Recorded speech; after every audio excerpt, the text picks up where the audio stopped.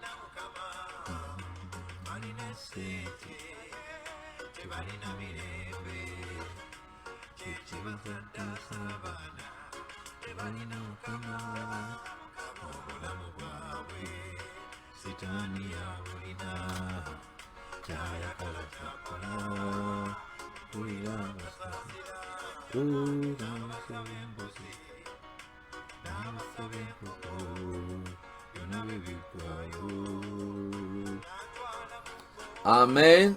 Amen. Amen. Abooluganda nkomyewo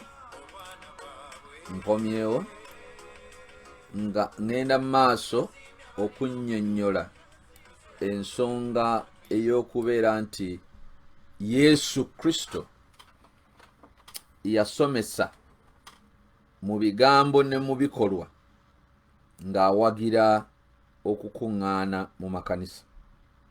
Yesu kennyini yasomesa mu bigambo ne mu bikolwa ng'awagira okukuŋŋaana mu makanisa. Ye kennyini Yesu ku myaka 11 yali mu tempo mu yeekaalu, era bwe yali atandika obuweereza bwe mu Luka essula 4 yabutandikira mu tempo mu yeekaalu. Era Yesu atusomesezza mu Matayo essula 26 olunyolo 55 nga Yesu asomesa bano abaali bazze omukwata ng'abaga nti mujja okunkwata nga abazze okukwata omunyazi oba omubbi, naye buli lunaku nabeeranga mu yeekaalu ne mutankwata. So ekyo kiraga nti Yesu yakolanga ekintu kye bayita okukuŋŋaana mu yeekaalu nga akissaamu ekitiibwa, ng'akyagala, akyagazisa n'abantu abalala. Kale enkola ya Mukama waffe Yesu ey'okukuŋŋaana mu kkanisa ye kennyini, ate n'okuyigiriza abalala okuyingira mu kkanisa ye kennyini kikulu. Munajjukira mmwe mwenna abooluganda ebyawandiikibwa bikakasa Yesu yatambula n'ava e Ggaliraaya n'ajja e Yerusaalemi, n'asanga abantu nga bali mu yeekaalu batundiramu amayiba, bakoleramu ebyamagendo. Bayibuli awo wokka weeraga nti Yesu physically attacked people and beat them. Yesu yakuba abantu. Bayibuli ganajjamu olukoba lw'omusipi n'akuba omu ku omu ng'abagamba ebigambo bino: ennyumba yange nnyumba yakusabiramu. Kitegeeza wadde ekizimbe kino baakizimba Yesu tannaba na kuzaalibwa Maliyamu, olw'okuba mwana wa Katonda kikye kubanga mwana wa Katonda. Awo ewali poyinti ffenna gye tulina okumanya nti ebizimbe bino ffe tubizimba, nogandi nze nkizimbye, naye ebizimbe bino ke tumala ne tubizimba ne tusinzizaamu Katonda bifuuka bizimbe bya Katonda.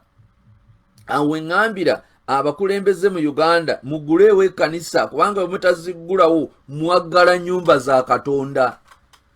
Ebyo si bizimbe byabo bapasita boolaba awo, abalala balina bodaboda, abalala tebalina na mayumba, abalala bali awo bajerega.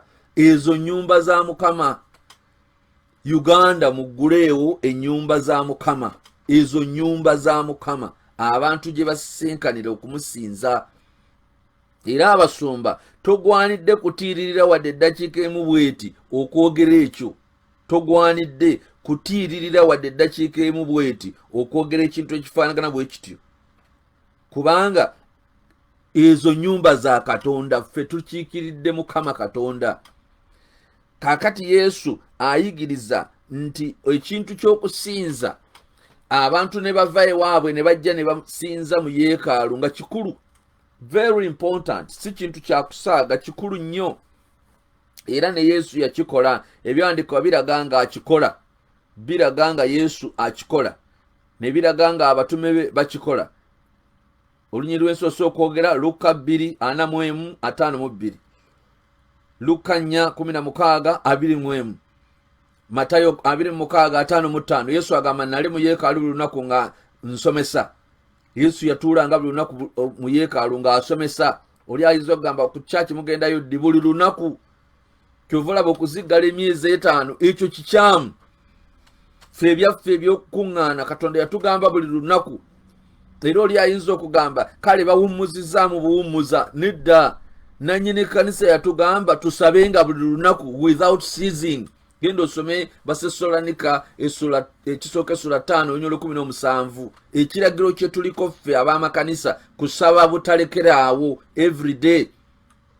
Kakati bwe tuba tuli ku kiragiro ekyo nga Katonda akituwadde ate mulala n'aleeta etteeka naganidde mulekeraawo, oli ayinza okuŋŋaandika kati gwe pastor mulamba oli informed, oyinza okugamba nti mu covid eno ate tusabe bwe tutyo. Parliament ng'ekola ekola etya? Parliament bwekola naffe bwe tusobola okukola. State House ng'ekola tekuŋŋaanya nkuŋŋaana ekyaza n'abagenyi. State House nga bwekyaza abagenyi n'ebeerawo naffe tusobola. Si ffe tusembayo obugwagwa, tusobola. State House ekola eweereze abantu b'e Uganda. Ffe twagala tukuŋŋaane makanisa gaffe tuweereze Katonda omuyinza w'ebintu byonna. Okuweereza abantu Katonda be yatonda n'okuweereza Katonda yennyini kiriwo ekisinga. Oyinza otya okusoosowaza ekyokuweereza abantu obuntu ate n'osembyayo ekyokuweereza Katonda? Awo we tugamba abasumba temutiitiira. Zino z'ensonga ze tulina okwogera. N'abo abeekulukuunya ku mukulembeze ne bagendayo babyogereyo. Bamugende mukulembeze nga bw'otasobola kuggalawo State House tetusobola kuggalawo kanisa. Eddwaliro teriggalawo ate nga lijjanjaba mubiri. Waliwo endwadde ezitasobola kujjanjabibwa mu ddwaliro. Tewali ddwaliro likuba mpiso muzimu ne bagamba ono aliko omuzimu ena ati tumukuba empiso bwe ziti emizimu egyo gigende. Naye ekyaki esobola. Kyova abantu bali mu kwettana kwoyo kya muliro kubanga waliwo eddagala eritasobola bajjanjaba. Bantu balimu emiwaatwa. Emiwaatwa egyo tegisobola kujjuzibwa na ddagala. Ebyobufuzi ebigenda mu maaso tebisobola kujjuza miwaatwa giri mu mitima gy'abantu. Abantu balumbiddwa.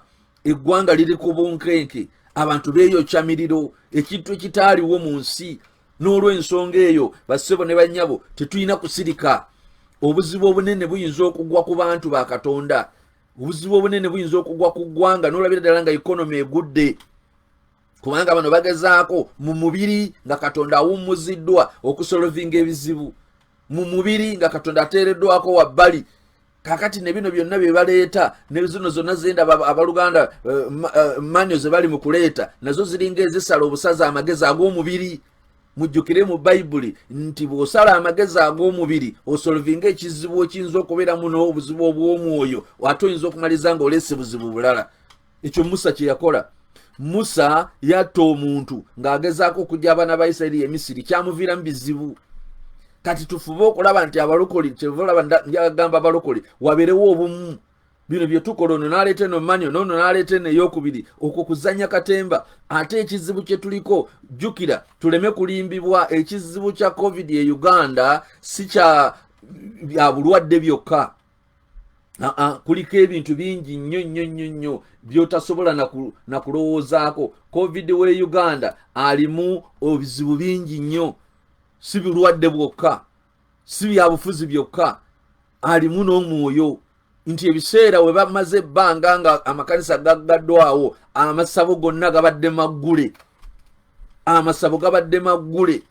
Era nze pasita oba omukulembeze w'ekkanisa yasooka okwogera ku kuggulawo amakanisa kiki ekyaddirira ku kyaki yange baasulayo ebirogo.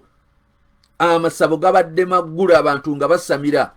Ekiro bba abasamize babadde bakola ebbanga lyonna nga amakanisa gaggaddwawo abalogo bakola.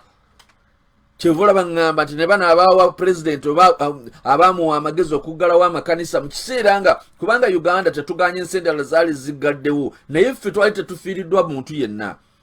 Ate nga tetunnaba kufuna kirwadde nnyo. Omanyi otyo oba Katonda yali atutaasizza ne tulyoka tumujeemera n'alyoka asumulula oluggi. Kati tuli mu 1000. Ekkanisa zaggalwawo nga tewali n'omu akwatiddwa. Kati tuli mu 1000. Ebintu ebimu abantu bafuna chance naddala bino eby'omwoyo bafuna chance ne bagiyiwa ne bagisuula eri.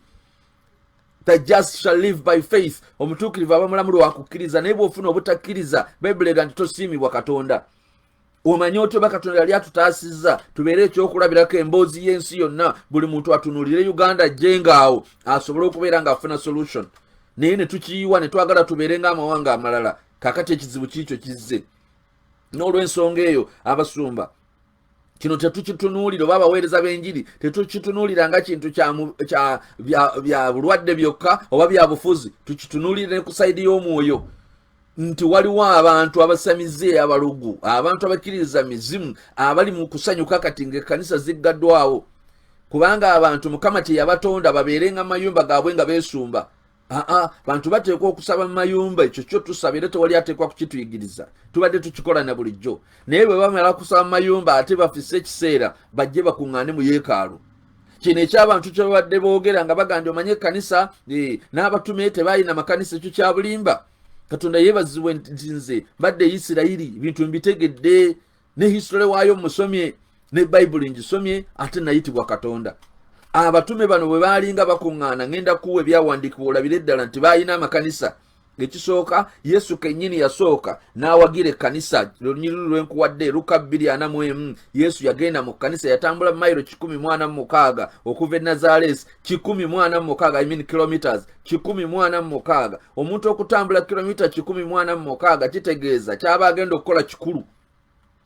N'atambula n'agenda e Yerusaalemi. Olwo olugendo lw'owulira lwe yatambula ne Yusufu ne Maliyamu zaali kilomita 146 n'agenda e Yerusaalemi mu yeekaalu okusinza Katonda. Yesu yakiwagira. Ate bwe yali agenda okubeera nga agenda okulangirira obutume bwe, Yesu teyalangiririra ku parliament oba kulangiririra ensanyusa okulaba musumba mukwano gwange Moses musanyusa okulaba mukwano gwange. Mukama yeebazibwe Musumba Victor Moses Buyinza, omukyala mundabire. Era tulina okuyimirira n'abantu b'ekkanisa bonna bagambe tuyimirire kubanga ffe musana gw'ensi. Abantu abamu tebamanyi nti ekkanisa etuyambe, naye tujje walaga okimanyi tuludde ebbanga nga tuweereza Katonda mukwano gwange Victor Moses pastor. Mukama yeebazibwe sebo. Naye Yesu Kristo bw'aba alangirira obutume bwe teyalangiririra ku parliament, teyagenda mu lubiri, teyagenda mu katale, yagenda mu yeekaalu. Bayibuli egamba mu Luka 4:16 paka 21 n'aga nti omwoyo wa Katonda ali kunze ng'ali mu yeekaalu wakati. Era Yesu n'ayogera mu Mateyo 2:65 n'aga nti buli lunaku nabeeranga mu yeekaalu nga njigiriza, ng'ayigiriza. Marko 14:46 nawo walaga ekintu kye kimu. Bikola batume Sura 2 abatume nabo bakuŋŋaanye. Bikola batume 2:3 tulaba abatume nga bakuŋŋaanye. Bikola batume 2:42 tulaba abatume ng'era bakuŋŋaanye. Bikola batume 3 essula 3 olunya olusooka paka ku lw'ekkumi tulaba abatume nga bagenda mu yeekaalu ku ssaawa ey'omwenda. Baayina essaawa yaabwe kwe baagenderanga okusaba abatume, nga bagenda mu yeekaalu ne bawunya n'omusajja bwe bamala okumuwonya era ne bayingira naye mu yeekaalu. Abebulaniya 10:25 wagamba temulekangayo kuŋŋaana ng'ababi bwe beeyisa. Tulaba ebyawandiikibwa bingi. Waliwo omuntu eyambuuza ekibuuzo n'aŋŋamba nti tulageeyo ku byawandiikibwa ng'abantu bakuŋŋaanya okusukka ku 3, kubanga ye yali asoma ekyawandiikibwa kifuula nnenge ekigamba nti 2 oba 3 bwe banaakuŋŋaananga mu linnya lyange ejja kubeera mu masekkati gaabwe. Kati nga yalowooza nti Yesu yatugamba kuŋŋaana 2 oba 3 ffekka. Ng'emugane nedda, ekigendererwa kya Yesu ku lunyiriri olwo tekyali ku nnamba z'abantu bakuŋŋaana, wabula kyali ku kikolwa kya kuŋŋaana. Kyava agamba nti bwe banaakuŋŋaananga ne bwe baba 2 oba 3 nja kubeeranga mu masekkati gaabwe. Naye nga kitegeeza ne bwe bakuŋŋaana 1,000 oba 10,000 oba 50,000. Ekyo tukitegeera tutya? Mu Bikola Batume essula 13 olunya olusooka paka ku lwokuna tusangawo abakuŋŋaanye nga basoba mu 3. Bikola Batume essula 1 olunya 14 tusangawo abakuŋŋaanye nga basoba mu 3. Bikola Batume essula 1 olunya 15 tusangawo abakuŋŋaanye nga bali 120. Kati omusumba yenna agamba nti abantu bakuŋŋaananga mu nyumba ki ejyamu abantu 120? Is that a house? Eyo eba ekyali nyumba? Eyo eba kkanisa. N'ekisenge kya waggulu wano bwe bakuŋŋaaniranga baali basabirawo, baali bakuŋŋaanirawo ne basabirawo, bakita upper room we baasabiranga mu kisenge kya waggulu. Bano bwe baazimbanga amayumba baateekangako ekisenge ky'okusabirako waggulu. era mujjukire nti n'ennabbi mu ndagaano enkadde yasulanga mu kisenge kya waggulu. Ebisenge bya waggulu bingi, gundi Petero naye yaliko mu kisenge kya waggulu Yopa. So ojja kujjukira ebintu bingi nnyo ebikwata ku kisenge kya waggulu, a space gye baateekangawo okusinzizaawo. Kati eno tulaba nga bali 12 ng'ogyeko 12 kye tulaba mu Bikolwa by'Abatume essula 1 olunyolo 15 mu Bikolwa by'Abatume essula 2 olunyiriri olw'41 waliwo abakkiriza Kristo nga Peetero abuulidde abo baali 3,000. Kati after 12 ate waliwo 3,000 ne zeeyongerako. Mu Bikolwa by'Abatume essula 2 olunyolo 47 tulabawo ennamba, unspecified number, abantu bayitirivu ne beeyongerako. Kati ku 12 kweyongeddeko 3,000 ne kweyongerako abalala bangi. Jjukira nti Yesu yalina abakkiriza abatono, gurupu entono yabeeranga nazo n'ennene yabeeranga nazo. Kati gwe bw'oba pasita ng'ekkanisa yo ntono, kaakati ate tonenya wa nnene, ate n'ow'ennene tonenya wa ntono, zonna Mukama aziwulira. Naye ate walema okubeerawo omu agamba nti afe ab'entono Mukama Katonda baawulire nnyo, oba ab'ennene Mukama baawulire nnyo. No, gurupu ennene oba entono Yesu zonna yaziwagira.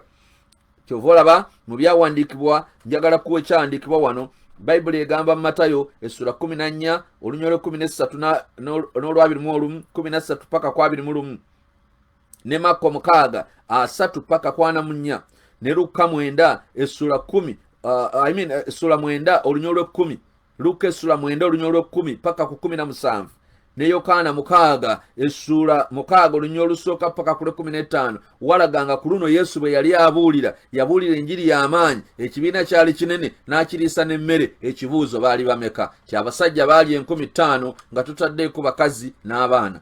Buli ewabeera abasajja 5,000 nga tekuli bakazi na baana, kwegamba kitegeeza nti abakazi n'abaana baba bangi.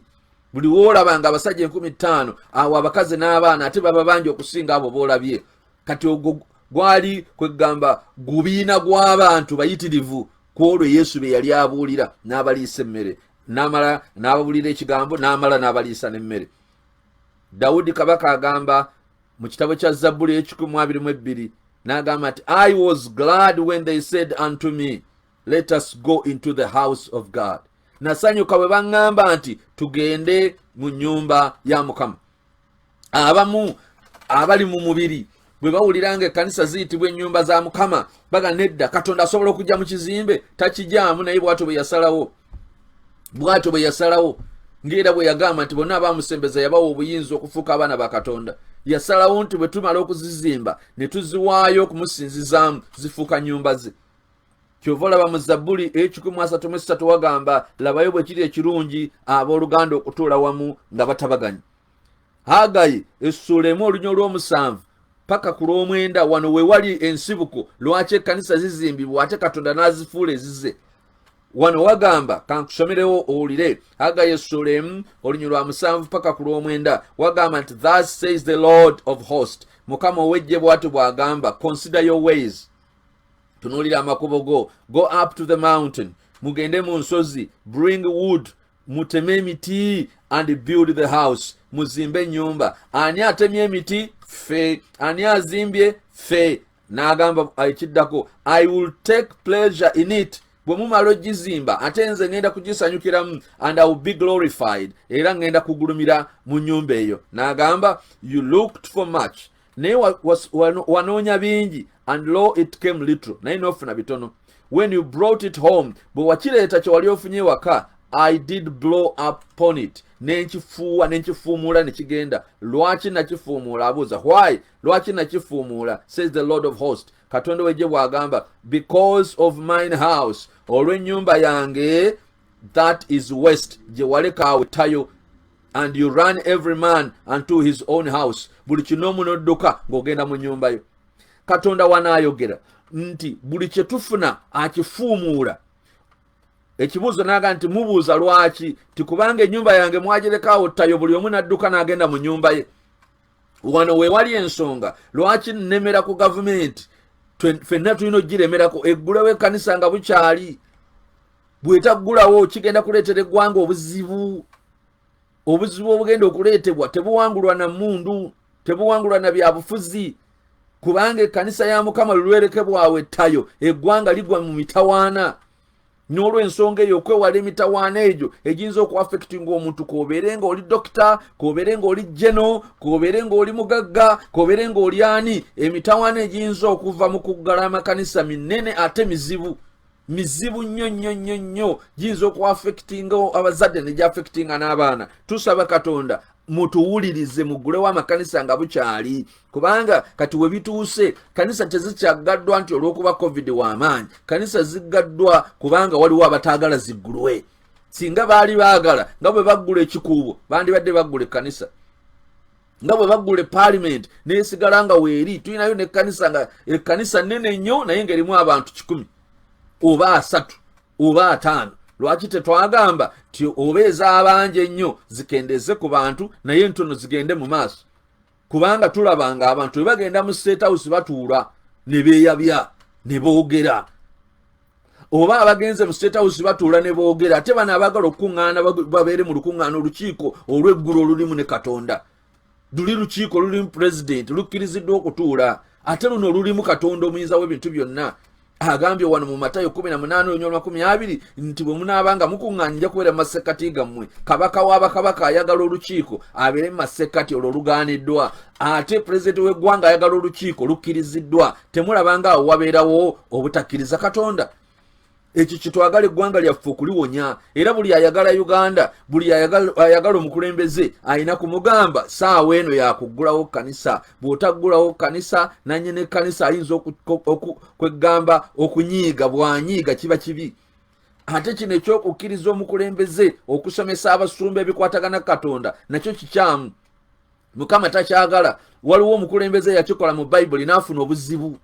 Abasumba be bateeka okuyigiriza omukulembeze ebikwatagana ku kanisa kubanga ye si musumba. Bino ebyokwogera nti oba Bayibuli yagisoma simanya biki, ekyo tekina makulu olw'ensonga bangi bagisomye naye nga tebakola bituufu. Bangi bagisomye naye nga bakola bikyamu. Naffe tuyina abantu bangi abasoma ebyobufuzi, political science degree bazirina naye nga si be bakulembeze. Enkya tayinza kukeera n'awa order. Kasibuli ayina political science degree tikati agenda kuba ate president. Usibuli ayina degree ya political science nti tujja muwuliriza akole order eddukanye eggwanga. Wabaawo ekintu nga wadde ekintu okimanyi naye waliwo akivunaanyizibwako. Kati mu ggwanga avunaanyizibwa ku byenzikiriza be bakulembeze b'enzikiriza. Gavumenti erime byeyingizaamu ekkirize abakulembeze b'enzikiriza bakole omulimu gwabwe, bawabule gavumenti ku byenzikiriza ate naye ekole ebyayo, ewabule kanisa ku by'emisolo n'ebintu ebirala ebigenda mu maaso. Kati ffe kye tuva tugamba ne gavumenti bwe tuwabula nti mwambale masiki nga twambala. Gavumenti bwe tuwabula nti munaabe mu ngalo nga tunaaba. Gavumenti bwe tuwabula nti mu distancing nga tu distancinga. Naye ate gavumenti terina kutuwabula ku byetamanyi. Kale ne bwebe bimanyi ku byetalinako buyinza. Kubanga mu bino ebyokuweereza mu kanisa birimu okuyitibwa. Katonda tannabayita. Kubanga senga yali yabayita ate singa tebakola biri. Kale bino ebyokugamba simanyi ono yatendinga Bible College, ono yagenda mu Scripture Union, ebyo si point. Point eri nti yayitibwa okubeera omusumba.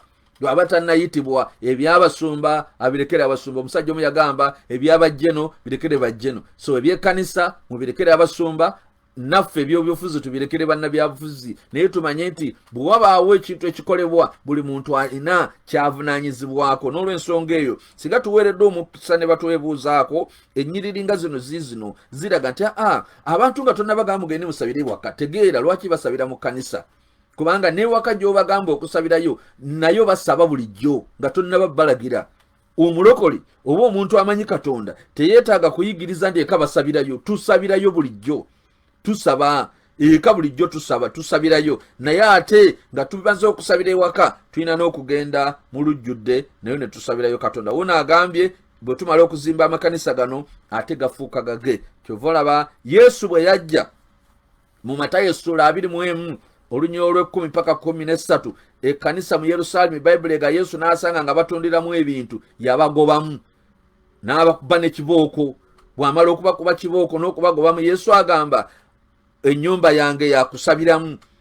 Weewuunye yeekaalu yazimbibwa nga ne Yesu tannazaalibwa Maliya. Naye Yesu bwe yasangamu abakoleramu ebyambyone yabakuba kibooko n'abagobamu n'agiyita nnyumba ye. Ebizimbe bino ffe tubizimba naye bwe tutandika okusinzizamu Katonda efuuka nnyumba ya Katonda.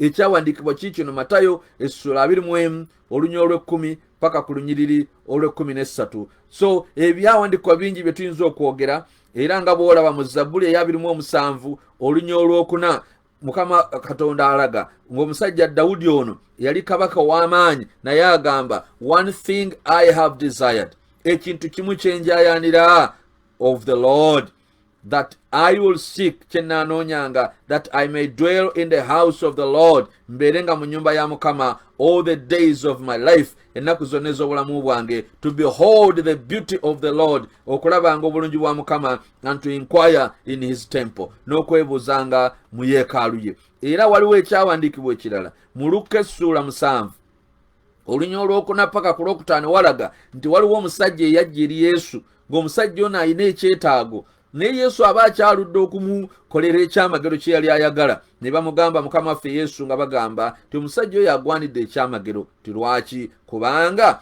omusajja oyo ayagala eggwanga lyaffe. Kitegeeza nti ayagala eggwanga lya Isirayiri. Kyova olaba nze njagala eggwanga lya Isirayiri kubanga kiri mu Bayibuli, buli mukkirizo okwagala eggwanga lya Isirayiri. Kakati ono omusajja bamuwa, Yesu bamuwa ensonga 2 ezikwata ku musajja ono, bagamba ayagala eggwanga lya Isirayiri. Ekyokubiri ye yatuzimbira essinzizo lino. Kakati abantu bamanyi kusaba busabi kyokka, naye mu kanisa tetusaba busabi kyokka. Ewaka tusaba ne mu kanisa ne tusaba, naye mu kanisa twongeramu ekirala bakiyita kusinza. Era ago bagayita masinzizo. Bwe tujja tusinza Katonda waffe, okusinza kukolebwa publicly. Etuba ogamba abantu musabire waka, okay, tusabidde waka, ate okusinza tusinzizeewa. Tusinzizeewa kubanga okusinza Mukama kyamaanyi okusinga okusaba. Okusinza, worshiping God, is more important